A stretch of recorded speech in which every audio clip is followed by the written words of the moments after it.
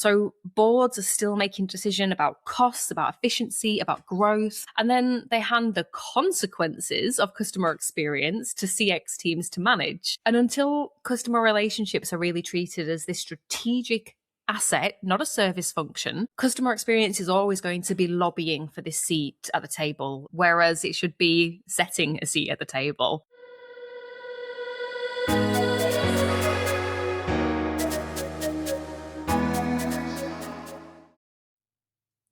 Hi, everyone, and welcome back to Your Customer, Your Success. My guest today is Katie Stabler, returning for her second visit to the show. Katie is the founder and director of Cultivate Customer Experience by Design and is recognized as the globally ranked #3 CX leader. Since launching her consultancy in 2020, she has been helping organizations transform customer experience through a balanced, creative, and practical approach to CX. Katie brings a very unique perspective shaped by a diverse career journey from roots in the not-for-profit sector to leading CX strategy at one of Europe's largest credit management firms. She is a very sought-after speaker, a thought leader, and the returning host of the award's International Customer Experience Awards. She also has brought her experience together in her book, CXism, and recently launched, oh my gosh, her own podcast, Everyday CXism. Katie, welcome back to the show. Oh, thank you for having me. Thank you for such a lovely introduction. I tell you, I'm always amazed by how much my guests do. I get exhausted just like reading everything you do. And we are thrilled to have you back. You were here early on. I think you were about episode 8, I do believe. And I was a little raw at that time, but I think we pulled it off thanks to you. So we have a very I wouldn't say unique, but this might be one of my easiest episodes ever because the idea for this episode came from one of Katie's posts on LinkedIn. And Katie has started something called the Inner Circle on LinkedIn. And why don't you tell us what the Inner Circle is first? So it really was born out of my philosophy of customer experience, which is CXism, which kind of was really brought to life through my book. Was that that was last year now that was published. Mm-hmm. And really, I just wanted a space to share this philosophy and build a following, build a support group. So really the Inner Circle, it's just that cozy little place where we can talk about CX at a different level, taking it past strategy. Yeah, brilliant. And so Katie put out a post to announce the Inner Circle on LinkedIn, and she asked 3 thought-provoking questions that was driving her thought process for that. And I looked at that and I said, what a wonderful idea for an episode. And so that's what we're going to do. We are going to ask Katie her own questions and have a discussion about it. So I'm going to put my feet up and just kind of relax because I don't even have to think about, no, I'm kidding. We're going to have a discussion. These are really thought-provoking questions. We've got a few treats maybe at the end, and then we will do the segments as always. So you ready to go? Yeah, no pressure. No pressure.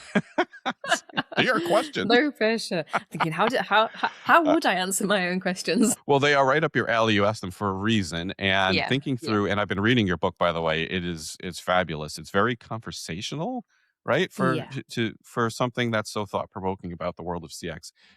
So I highly recommend it, and it is a treat to read. It's very easy to read. So it's not boring CX stuff. We're not talking about NPS scores and how to calculate them. Yeah. We'll get to that later, maybe. All right. Question number 1. Why does customer experience still struggle to influence strategic decisions in many organizations? I feel like I need a full book to be able to answer this question. But that's the idea for your second book. Well, yeah, there we go. It's already in motion. It's in motion. Oh. But I think the idea is that really most organizations still treat customer experience as a department and not a doctrine. It's pretty new, right? Customer experience. Fred Reichfeld's created, or I'm going to say NPS, 22-ish years ago. And really, that's how long it's taken for customer experience to be a thing. So it's pretty new. It's in its infancy in the world of business still. And I think maybe because of that, and maybe for a few other reasons, it sits downstream of strategy rather than at the source of it. So boards are still making decisions about costs, about efficiency, about growth, and then they hand the consequences of customer experience to CX teams to manage. And until customer relationships are really treated as this strategic asset, not a service function, customer experience is always going to be lobbying for this seat at the table, whereas it should be setting a seat at the table. So I think that's the crux of it. And customer experience, my philosophy, CXism, really it's around how this relationship, it it's not the outcome of strategy. It is the strategy. It should be the strategy. So I wholeheartedly agree, but I feel like a lot of it is also it is that kind of segmentation. Okay, it's just a thing you do when they're the team over in the corner, and oh, they're the client people. But I think a lot of it has to do with the tangible results and easily describing or giving the tangible results, especially something like a return on investment. And I say this because I think everybody's always looking for the easy and quick answer, right? It's really easy to say we increased sales 10% last year. And it's really easy to say we decreased costs by 10% because we just laid off a bunch of people because you can calculate what you laid off. But what is the cost really of laying off those people in the end? Yeah. So I think to me, the benefit of it is more passive and long term, and it's harder to describe, maybe in the board setting, and say to give that quick answer. Like, how are we going to increase sales? Well, if you create great experiences and create that bond and that relationship, you're going to retain the customers. You're going to bring in more customers. But it's kind of hard to always measure that exactly, and that's I think It's part of it, or a lot of it. Yeah, it is so difficult to do that, and I think you've hit the nail on the head.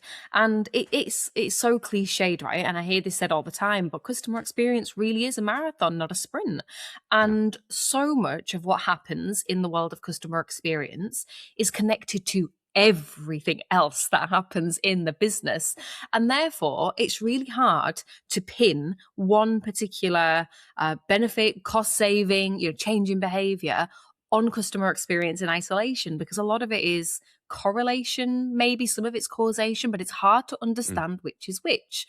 So you can't apply the same approach to how you look at success measures in the world of CX as you do to other business departments, because it just doesn't work that way.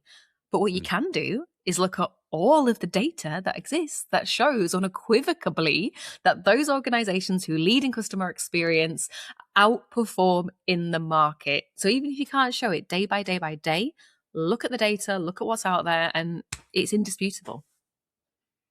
Right, and it makes perfect sense. I think this is the problem, the frustration, because if you explain this, it makes perfect sense to people, but then it's very hard to demonstrate, and we're so metrics focused with everything. Mhm. And I gotta get this, I gotta measure this, I gotta do this. And if you think of just revenue, right? It's only three things. It's retention of clients, it's new sales or upsells, I guess you want to call it, to those clients, and it's just and new sales, which is brand new folks that you have to go out to and find, or maybe you get a referral from a client, but it's only those things.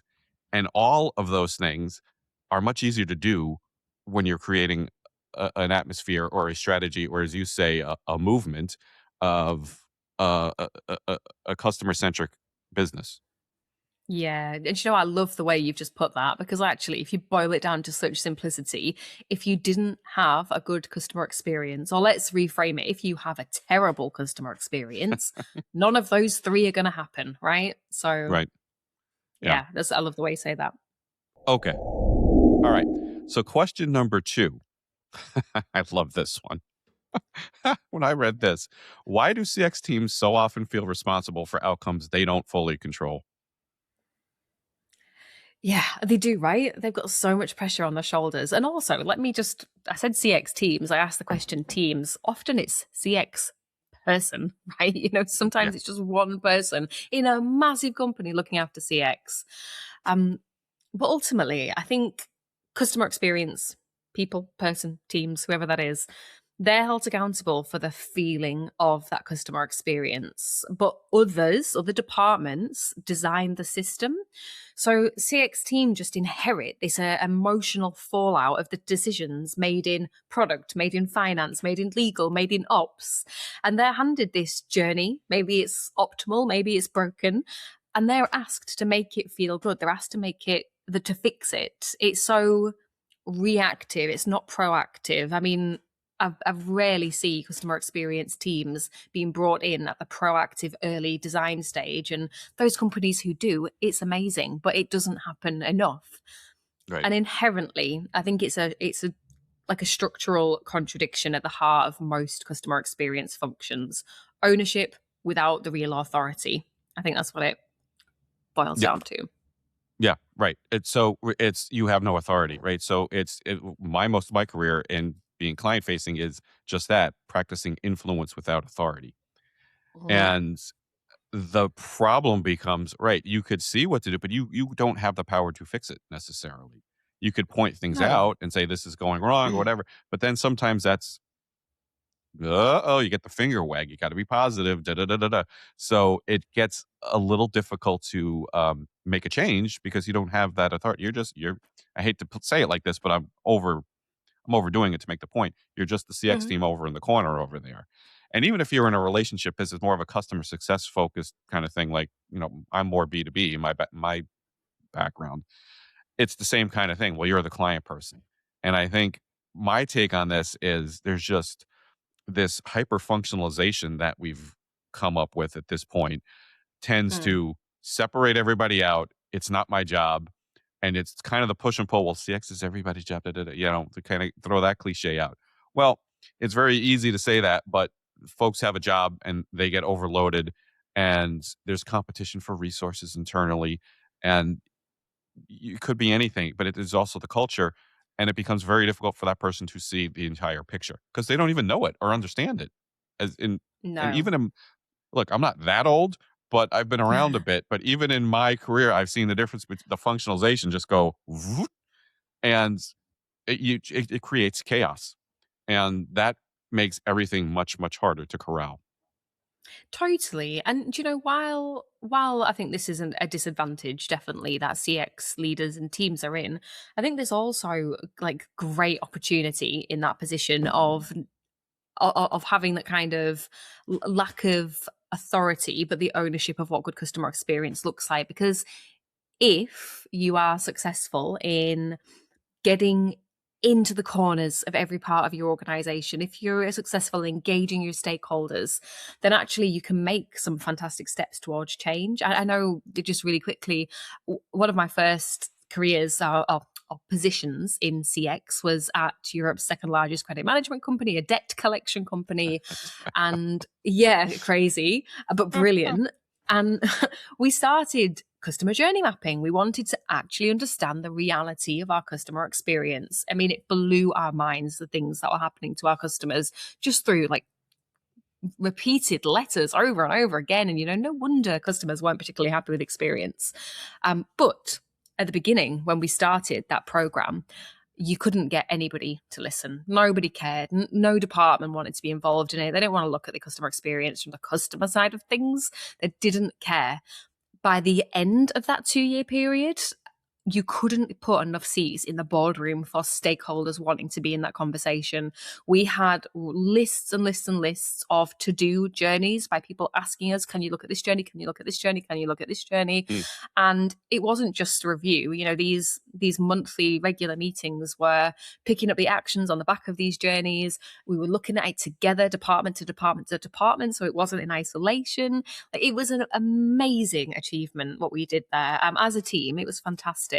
So although sorry, we had that CX ownership without the authority, we, I suppose, empowered the whole organization to pick up that authority collectively to work towards the greater good of the experience. So a detriment that you don't have it, but an opportunity to support it happening in the business. Wow, I just love that that experience that you have in the background. There's nothing. I think we said it in the first episode. There's nothing that says customer experience like debt collection. Hey, if any industry needs customer experience support, it is the debt collection industry. So Oh baptism of my gosh.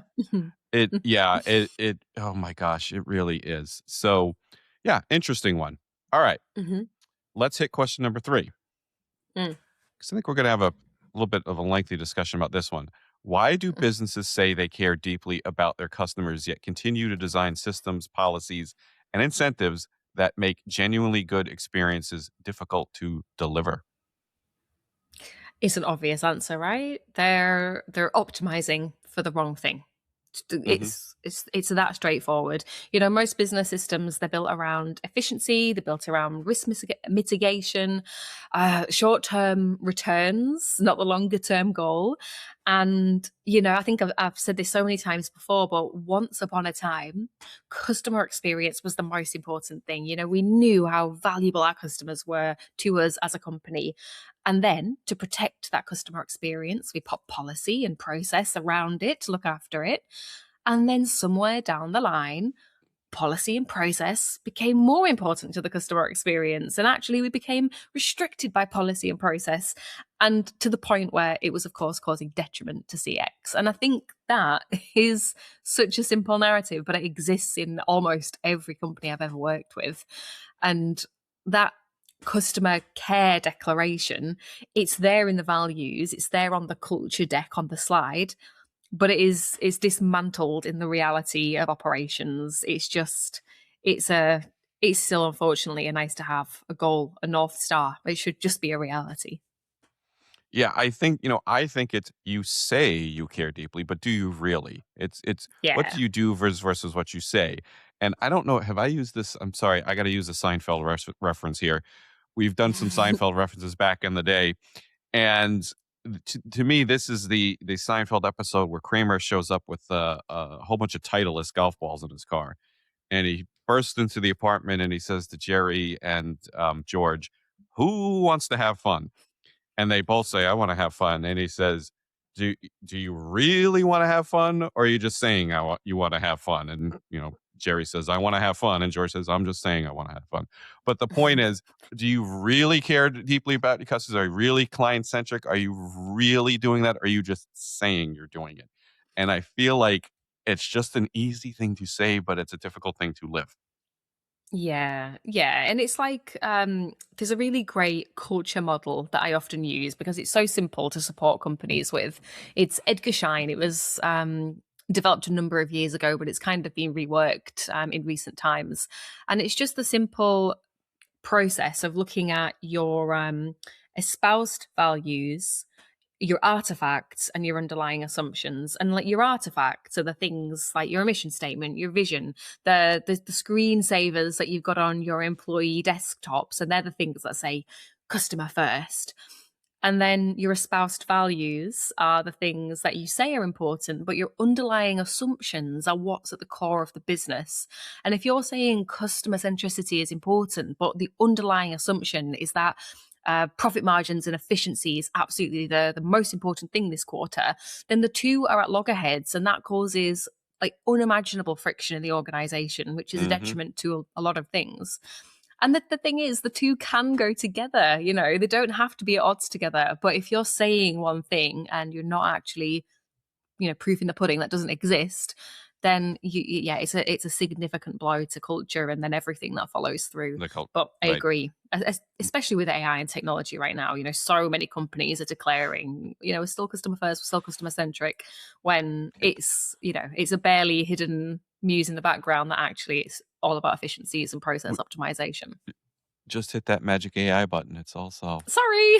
Boop, boop, So boop. yeah, a great point that you brought up is the friction it causes internally, and that goes back to what I was Yeah. saying earlier. When you have that functionalization and everybody's running in 20 different directions, and now you've got to corral people in, and you don't have that authority, it starts to create Mm. friction because you Yeah. need to start pointing out where the gaps are, and then that gets Mhm. a little touchy sometimes, that this specific group keeps missing their deadlines or whatever. And hey, you know why am I on this report? Why am I, you're pointing your finger at me?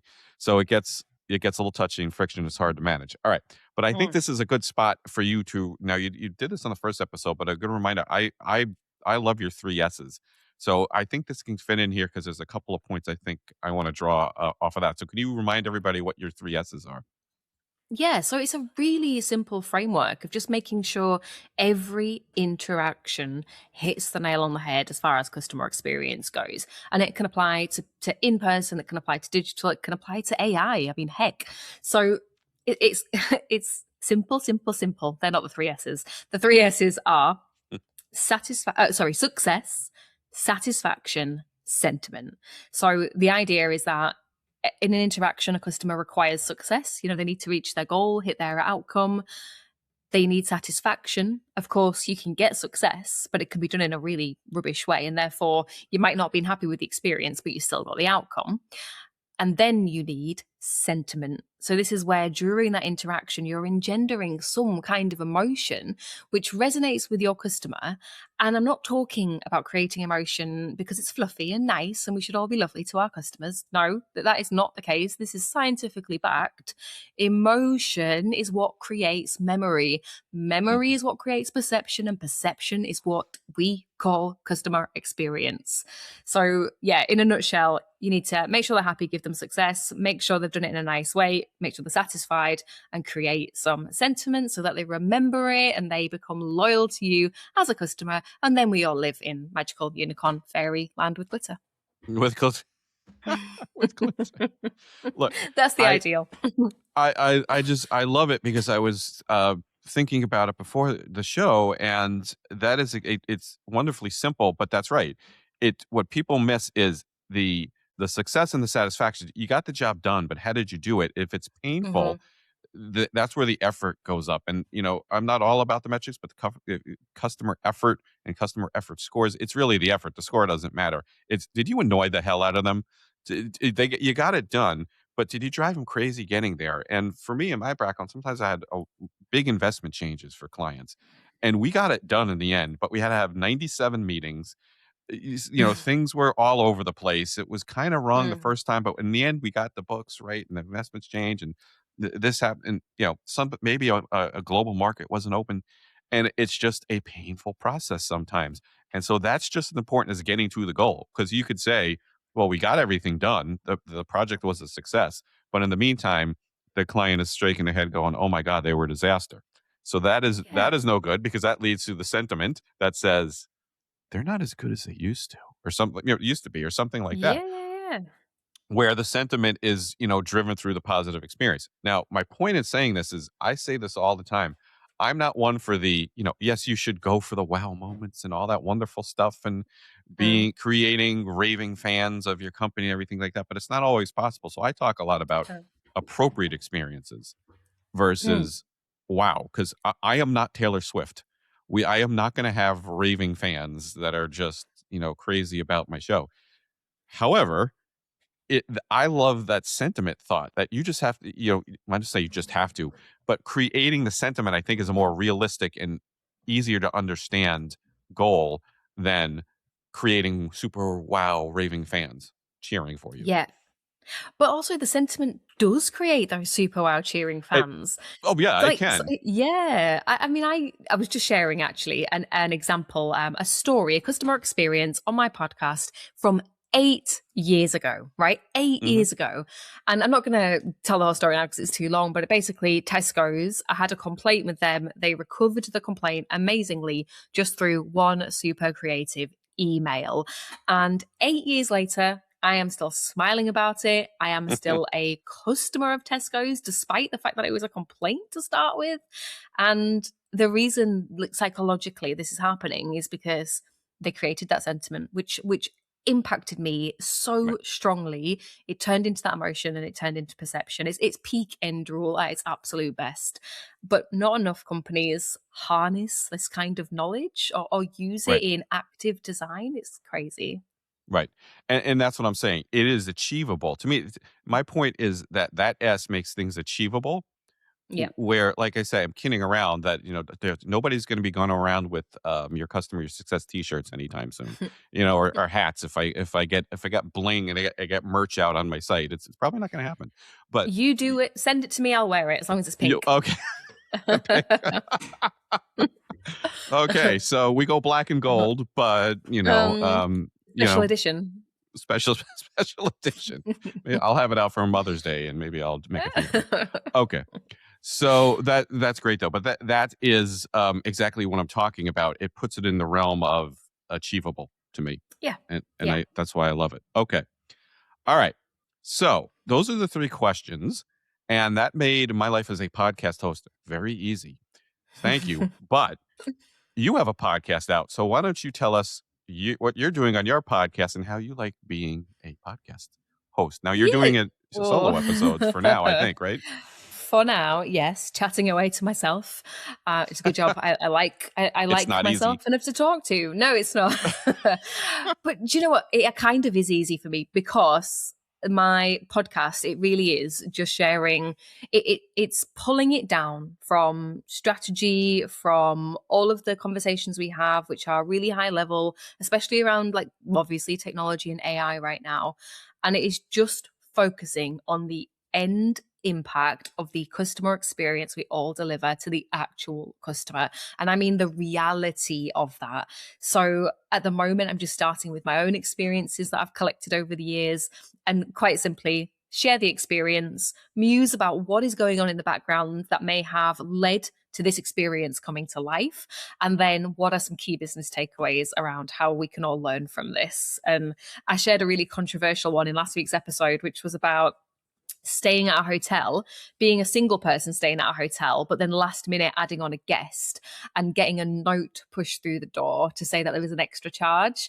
And it was really controversial because it's not necessarily about the charge, but it's Mm. about the way in which they handled that experience, which was, I think, quite shocking. But you'd have to listen to the episode to figure out what's gone on there. Yeah, nice. I love it.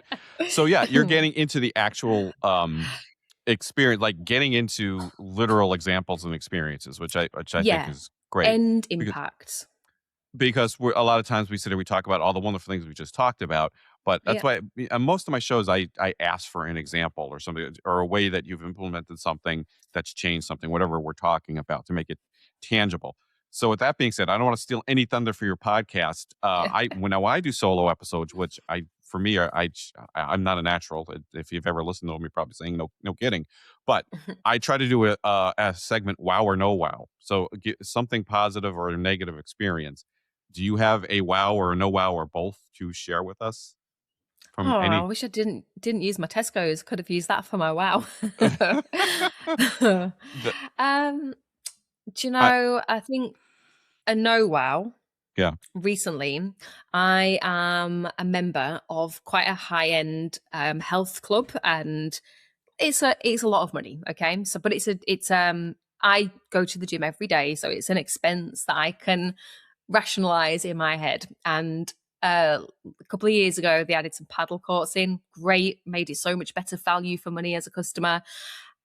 Just a few months ago, they put a roof over one of their outdoor paddle courts and they changed it to a non member only court. And what that means is that if it's absolutely chucking it down with rain, which here in the UK does an awful lot, Mhm. if you are a member, you can only use the covered court if you pay extra for it.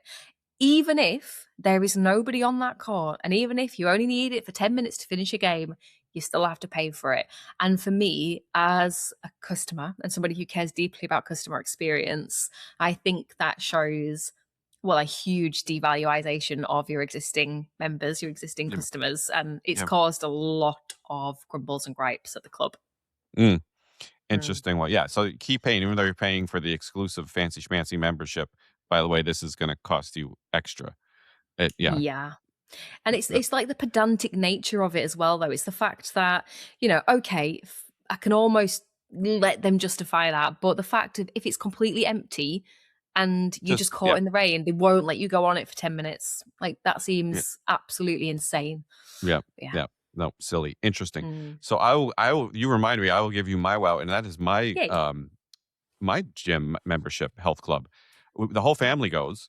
It's fairly reasonably priced. You probably wouldn't believe it. But it includes like 3 or 4 pools for the kids, right?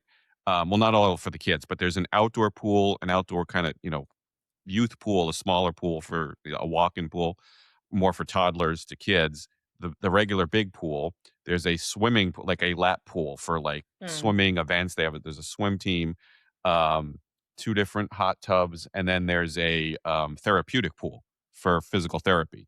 Okay. And right, so that's just then there's the regular gym with all the classes and everything like that. There's tennis. You would like it because it's tennis focused. There's Mhm. 2 bubbles, pickleball. They run camps for the kids in the summer. and even on vacation week. So whenever you don't have school, they'll cover it. You got to pay for it, Wow. obviously, but that Mm. and you do as a member get was it 2 hours a day, 1 or 2 hours a day of they have an energy center. In other words, a kind of like a daycare for the kids.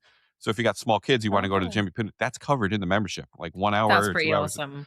Yeah, That I is pretty forget what awesome. it is, and so it's all up to 12. Like there's two, their toddlers are downstairs, the other ones are upstairs, and to me, the kicker is they are always making it better. It's clean.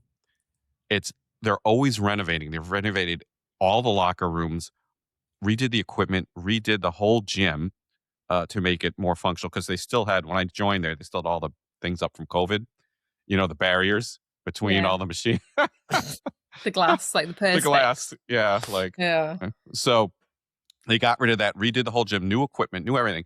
They are always making it better, Wow, and that's pretty cool. so I think, yeah, I think it's wonderful, and I think so. That is my wow. Okay, all right. Let's end it on that one, and let's hit the segments. All right, everybody, it is time for Does It Hold Water, my favorite segment. This is where I ask our guest to be our resident expert witness for the day. I will read them a quote, a piece of thought leadership, something from the defense, and they are going to tell us whether or not it holds water and what they think about it. It's more the why, right? So, all right, are you ready? Katie, your Mm-hmm. first episode, I gave you a really long one about AI. I went on and on and on, so I won't do that to you. I gave you a really simple one today, and it's a saying we hear all the time, and I'm dying to know what you think of this saying. You can't manage what you can't measure. Mm-hmm. Oh, that kind of makes me feel nostalgic. It's such a well-known one. Do you know what? I think, yeah, that does it works. I'm straight away. I'm not even thinking in the world of CX. So I've just started a more disciplined. Oh, it's a very health focused podcast episode. This I've just started a more regimented health program because whilst I love going to the gym and yeah, I'm really into it, I'm not disciplined and consistent enough. And as soon as I start diligently tracking my macros, tracking my calorie expenditure, I'm on it. It makes the world of difference to me. If I'm not measuring it, I'm not managing it anywhere near as good. So, from a personal perspective, I think it absolutely nails it. And yeah, I think it does apply in the world of business too, in the world of CX. It's certainly helpful to keep an eye on what's going on. So I agree. Most of the times, yeah, it's a great saying, but I can't stand this 'cause I don't think it's always true. I think Mm, it's true for you measure right because I've put on way too much weight this winter, and I have not been measuring all that stuff, and I should. But mm, there are certain things like we just talked about in the beginning of the show that are hard to measure. yeah. So it is Mm-hmm. hard to measure the impact of CX, and that's why I don't like it because they are very passive results. Sometimes they are very long term, and there are other things that I don't think you can really measure. You can say you can measure it, but how do you really measure the culture and the sentiment? There are ways and there's surveys and things like that. So how do you measure those things? And I know this is just a joke. I got to manage a baseball team full of 9-year-olds. We're not measuring anything. I'm not going to measure how fast they throw a fastball, how far they can hit it. It's a joke, but the point is you've got to manage stuff that you're not measuring. You've got to manage emotions. You've got to manage the sentiment, and measure, measuring it doesn't make a whole lot of sense all the time. Does that make Yeah, sense? yep, it does, and I hear you, and I agree, and I think to kind of add to that point, it depends what you're measuring, right? Because some things Right. can be so off kilter. Obviously NPS is a huge one. I was working with a vet company which did a really awesome job at actually demonstrating ROI, so or uh, commercial metrics with NPS. Now, what was really interesting is, and let me try and get this the right way around, vets, obviously animal care, you can have a massive promoter who spends hardly anything with you because all they do is buy like their cat's flea and worming treatment over the course of a year. So they've got a really low customer wallet spend, but a high NPS. On the flip side, you can have somebody who's had the most awful experience. They're a massive detractor, but they spent £50,000 with you because unfortunately their pet's got cancer or something like that. So In this case, they're managing their customer experience, they're measuring their customer experience, but the two do not make sense because actually high NPS in this case does not mean high customer lifetime value or revenue and vice versa. So I think you've got to be careful what you're measuring and how you're managing it because that might not make sense. Right. That's my point. I take things a little literally, but I think we've focused too much on we have to measure something, so we pick something to measure, and that creates the problem you just talked about.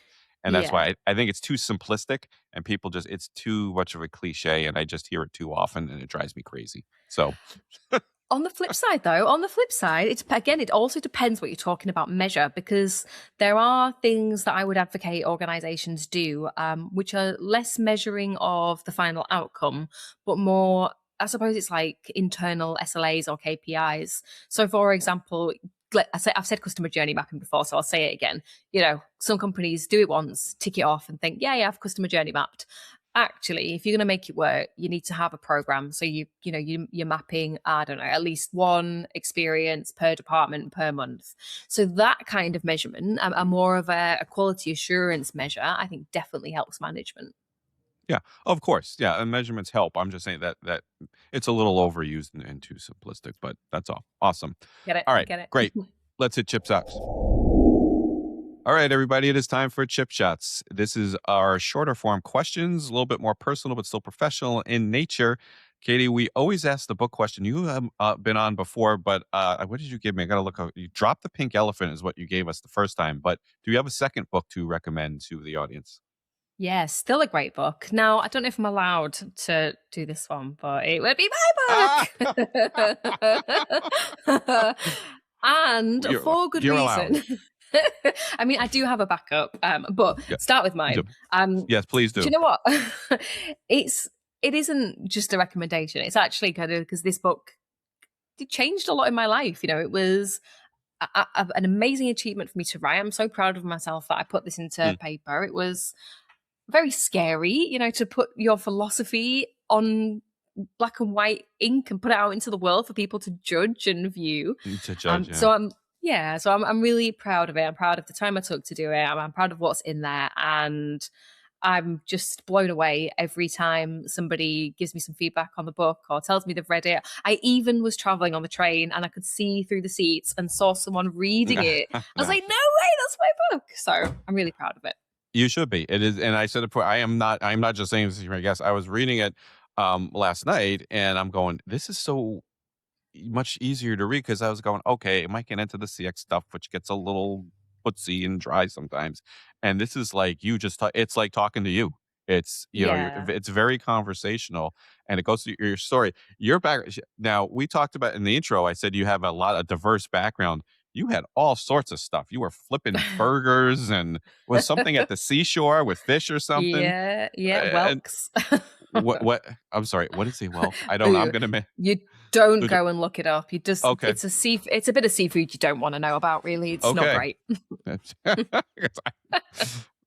All right. So we're gonna move on. But yeah, no, it is great stuff. So what was the other book you held up there? So it's actually Being You by Anil Seth, Professor Anil Seth. He's Mm, a leader in neuroscience, and this book is well, at the time it was brand new, like groundbreaking theory of perception. mm. So I was just really interested in it from the neuroscience perspective, but it just connects so heavily to customer experience in a way that we Mm. don't normally talk about customer experience. And it influenced my book. It's influenced the way I work in customer experience. And if anyone just like likes to figure out the way our brains work, it's a book I would easily recommend. Yeah, no, that is very interesting stuff that I am into, and I haven't gotten a book on that in a while. So I Have a definitely gonna. read. It will be on our list, but I will put that on my list. Awesome. Thank you for that. Okay. We're gonna ask you. We're gonna go to the leader question Hmm. again for you. So, if you could spend the day chatting with a current leader in any profession, who would it be, and what would you hope to learn? It would be Will Garcia, who is an exceptional leader in the world of hospitality. And he wrote a book. He's wrote a couple of books now, actually, I believe, but his first book was called Unreasonable Hospitality. And it was just a game changer, really. And although he doesn't call it customer experience, the way he took a restaurant which was like at the bottom of all the lists, practically didn't exist in the critics' eyes. And he made, I think, the number one restaurant in the world. And yes, it was great food. Yes, it was great drink, but he did it through experience creation and just through caring about the little details and not the usual stuff, not the making sure people walk out at the right time, but Yeah. a really quick example, the one that I think everybody knows if you know his story, is he in like his Michelin star restaurant, he heard a family saying it's like the first time in New York, they're leaving later that evening. The only regret is that they've never had a New York hot dog. So fancy smancy restaurant, but the staff went out to a local vendor, picked up like a $2 hot dog, brought it back, made it a little bit fancy, and gave them the hot dog. Just like those kind of experience creation. He's great. That is great. I'm a native New Yorker, so it's like, yeah, go to a fancy restaurant. We want one of those corned beef sandwiches like they serve at the delis.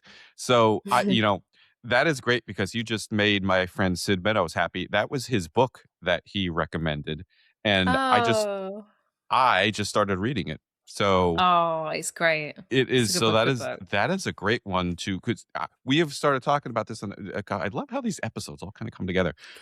Hospitality is such a great study in all of this. And I've talked a number of times. One of my favorite TV shows. I don't like reality TV, but it was a Restaurant Impossible No. and Chef Robert Irvine, right? And now you were on a cooking show in the UK, Mm-hmm. but he's all up to me. He's a client experience leader, and I've said this before. Probably, if anybody's listening and just saying how many times have you brought this up, Gary? Probably 3 or 4.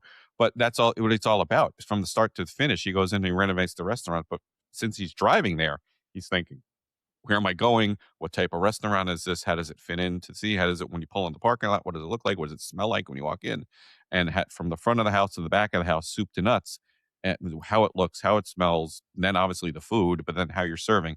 It is a masterclass on customer experience. So I think hospitality is Oh, a great study for any I'm business. gonna put that on my watch list because I love It any kind of cooking program. So I'll Oh, be you've all never over that. seen it? I'm gonna put it on I, my I'm watch list. I'm glad I brought it up because it's like I've said this on the Yeah. show like 3 or 4 times, and people go, "Does Gary have No. anything else to talk about?" But you would really, and well, I would. I'll tell you about it after we finish. But there's a couple other things that you would really like about it. Okay, Cool. so awesome one. So I like this question for you. This is a newer one. What is one question you always ask customers or clients that never fails to reveal something new? Oh, I struggle. There's two really, but I guess I ask, what don't your customers like about you? And Oh, it's unbelievable how many people go, "Mm, nothing," or "I don't know." And yeah, it's like, it's right, look at we've got some us. work to do. Right, right. Yeah. Yeah. That is a good one because I think people are scared to say that. That goes back to Yeah. the you can't manage what you can't measure. They want to measure stuff that makes them look good, and so Yep. they're hard pressed. They don't. No one wants to admit things are going wrong. Yeah, yeah, and the Sometimes. second's on the same theme, really. It's because it's what where is your customer experience losing you money? And some Right, people might know some like obvious things about something that's gone wrong and it's a particular pain point, but not enough people are close enough to the customer experience to see where it is hemorrhaging money either through inefficiencies or lost customers or not increasing customer lifetime value. So people don't have an answer for that usually, which is a shame because that would help them to demonstrate ROI. So right, it's right. it's a great way to look at it. Or even just indifference. Right, just Yeah. Yeah. Yeah. that messy middle where everybody's like, "Meh, you're meh. Maybe I'll try somebody Hmm. else this time." So great, Hmm. good one. All right, this is now at the risk of this being obvious, I'm going to ask this because I just love this question. What is one professional risk that you took that really paid off? Oh, I mean, my mind's going straight to the book, but I feel like I've already said that. I mean, the book was a risk because again, it's Really? it's Yeah. putting. Yeah, I think so because it's putting your ideology and your way of doing things out there for people to really scrutinize. And if it went, Pete Tong, then it could have been really detrimental for the way that I was seen in the industry. So I think that was a risk. Um, I also think just standing on a stage every time I stand on a stage and talk and share, and whilst I love it and whilst I care about the topic I talk about very much, again, you obviously everyone has a different story to tell, so I think it's always a risk standing up there and putting yourself out there publicly. Yeah, that's a brilliant that's such an interesting take, 'cause I didn't even think of the book in that way. Maybe I had so Oh. much confidence in you when you said to come out with the book. I'm like, "Oh, that's great." But, yeah, even so now a lot of people have a fear of public speaking, so that is certainly a Mhm. risk, and I wasn't even thinking in those terms. I Ooh, was what were thinking you more of thinking? more of going off on your own business and things like, Yeah, wait, doing on yeah. your own, but, that's what most people tend to answer because I have a lot of people Mhm. on the show that have that background. But that's an interesting thought about the book. Now for me, actually, now I'm thinking about it. When I started doing this, I was petrified. I'll admit now, because just Yeah. for that reason, I'm putting myself out there, and I'm like, am I going to Yeah. look like a total idiot? Like I just say it, Hmm. like like is this going to be Doug Gare? Or the other thing I was worried about is trying to sound too much like a podcast host and having my radio voice. Oh, Welcome you to do our have a good show. radio voice. You've Oh, got a thank great you. radio voice. But I don't, you know what I mean? Trying to sound like Yeah. Casey Kasem from the Top 50 Countdown from the '80s, and like, too much goofy, and trying to be Yeah. myself, but then trying to be professional, and Yeah. trying to find that right voice was my biggest fear when I started. So, Yeah. awesome. All right. So these were great. Katie Stabler, you are awesome. You are an awesome guest. Thank you for coming back for a second visit. Tell everybody where they can find you, your book, your podcast, your inner circle, everything. And Ooh, I'll be in the thank show you. notes. Well, first of all, thank you so much for having me. And thank you for wearing pink too. Appreciate that. Yeah. And you can find me and my very pink brand on LinkedIn. I am there a lot of the time. You can chat to me. I manage my own social. So if you connect with me on LinkedIn, you'll be talking to me.